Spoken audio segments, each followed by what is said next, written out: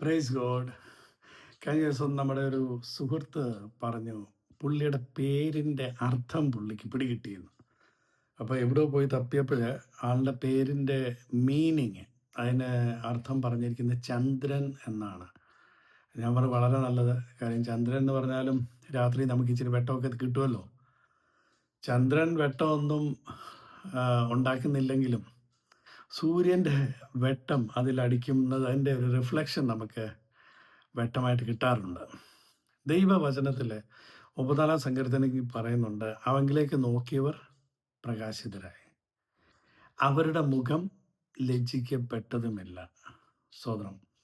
നമ്മൾ നമ്മുടെ ഉള്ളിൽ ഉള്ള ആ വെളിച്ചം നമ്മുടെ ജീവിതത്തിൽ, നമ്മുടെ എല്ലാ കാര്യത്തിലും ആ ഒരു പ്രസരിപ്പ് റിഫ്ലക്റ്റ് ചെയ്തിരിക്കുക. അത് നമ്മൾ അറിഞ്ഞാലും നമ്മൾ അറിഞ്ഞില്ലെങ്കിലും അതുണ്ടാവും. അതല്ലേ? ഹൃദയം നിറയുന്നത് അത്രേ നാവ് പ്രസ്താവിക്കുന്നത്. അപ്പം ഉള്ളിലുള്ളത് പുറത്തു വരും, കാണാൻ പറ്റും. അപ്പം കർത്താവിൻ്റെ വലിയ സാന്നിധ്യം ക്യാരി ചെയ്യുന്നവരാണ് നമ്മൾ ഓരോരുത്തരും.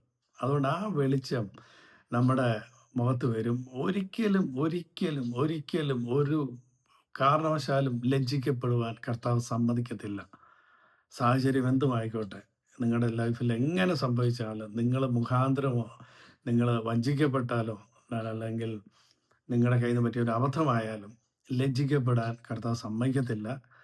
അതിനെല്ലാ പോക്ക് വഴികളൊക്കെ കർത്താവ് വളരെ ബെസ്റ്റായിട്ട് നടത്തും. God bless you.